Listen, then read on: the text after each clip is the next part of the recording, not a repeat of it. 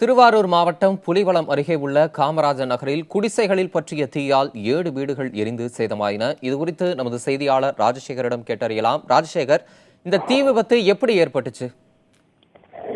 தம்பி, இன்று தீபாவளியை முன்னிட்டு தமிழகம் முழுவதும் தமிழர்களும் மற்றவர்களும் வெடி வெடித்து தீபாவளி உற்சாகமாக கொண்டாடுகின்றனர். அதன் ஒரு பகுதியாக திருவாரூர் மாவட்டம் புலிவலத்தில் அந்த காமராஜர் தெருவில் இன்று எப்பொழுதும் போல் அவர்கள் தீபாவளி கொண்டாடி கொண்டிருக்கிறார்கள்.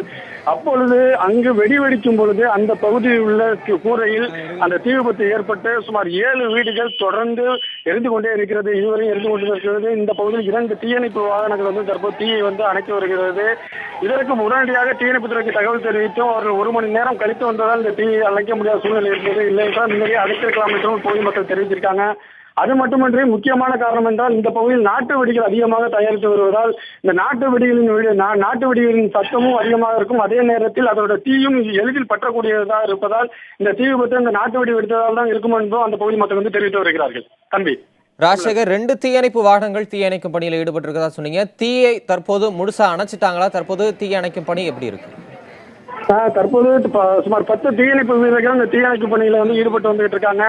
தீயணைப்பு தீயானது தொடர்ந்து அடுத்தடுத்த இடங்களிலிருந்து பற்றி கொண்டே இருக்கிறது. தற்போது ஒரு வீட்டிலிருந்து அடுத்த மரத்திற்கு தென்னை மரத்தை தற்போது எரிந்து கொண்டிருக்கிறது. இதே போன்ற தீயணைப்பு வீரர்கள் அது குடிசாலை என்பதால் இந்த பகுதியில் அந்த தீயணைப்பு வாகனமும் உள்ளே வர முடியாத சூழ்நிலை இருக்கிறது. அது மட்டுமின்றி ஒரு தீயணைப்பு வாகனம் தண்ணீர் இல்லாமல் அடுத்த தண்ணீரை எடுப்பதற்காக சென்றிருக்கிறது. தற்போது தீயணைப்பு வாகனமும் தீயணைப்பு வீரர்களும் இந்த தீயை அணைத்துக் கொண்டிருக்கிறார்கள். தம்பி தமிழரசன். ராஜசேகர், அங்க யாருக்காவது இந்த விபத்தினால காயம் ஏற்பட்டிருக்கா? சேத மதிப்பீடு குறித்து ஏதாவது விவரம் தெரிய வந்திருக்கா? கண்டிப்பாக தம்பி. இப்ப தற்போது வீட்டில் இந்த தீ பற்றியவுடன் வீட்டில் உள்ள குழந்தைகளிலிருந்து பெரியவர்கள் வரை அனைவரும் வெளியில் வந்து விட்டார்கள்.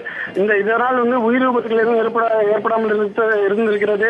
அது மட்டுமின்றி வீட்டில் உள்ள மாணவர்களின் புத்தகங்களிலிருந்து வண்டி வாகனங்கள் உட்பட பல பொருட்கள் எரிந்து சேதமாகியுள்ளது. சுமார் 5 லட்சம் மதிப்பிலான பொருட்கள் எரிந்து சேதமாக உள்ளதாக இப்பகுதி மக்கள் நம்மிடம் தெரிவித்திருக்கிறார்கள். இப்ப தற்போது தொடர்ந்து தீயணைப்பு வீரர்கள் தீ அணைக்கும் பணியில் ஈடுபட்டு வருகிறார்கள். தம்பி தமிழரசன்.